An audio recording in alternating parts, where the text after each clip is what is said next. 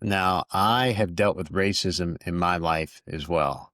Okay. Many times, many times I've dealt with racism, many times.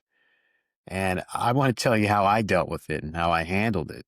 So one occurrence, I've said this before, but I'll say it again. I had a professor, I was in class, and the professor in class told me that I didn't read a book because I was black in front of the whole class, right? He was very vitriolic, I would say, about it. His eyes were fire red. It was very visceral, and he meant it. And obviously, people were alarmed. But I just looked at him and I thought, okay, interesting.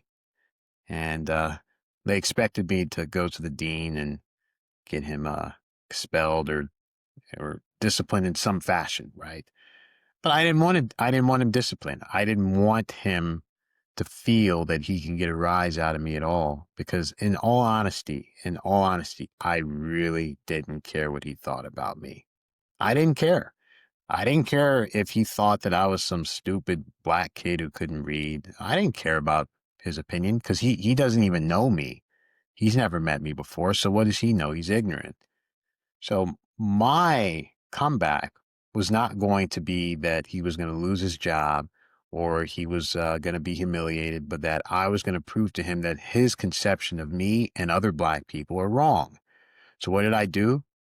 Not only did I prove to him that I read the book, but I proved to him that I was a very good student and I got an A in the class. And he actually shook my hand afterwards.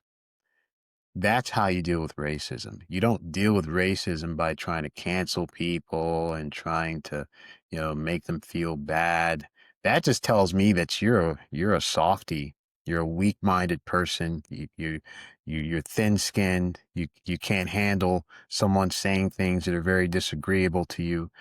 Tells me you're a baby. You need to be thick-skinned. You need to understand that people are going to perceive you a certain way, but your actions speak louder than words. You go out and prove them that they're wrong by your conduct, by how you move. And sooner or later, they're going to figure it out and they won't think that about you anymore.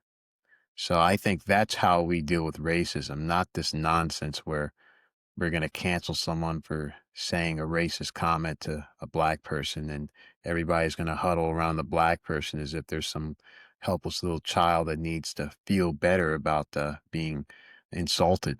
You need to grow up. You need to have thick skin. Let people say all sorts of racist things about you, but you prove them wrong with your conduct. Okay. So that's the solution. That's the solution.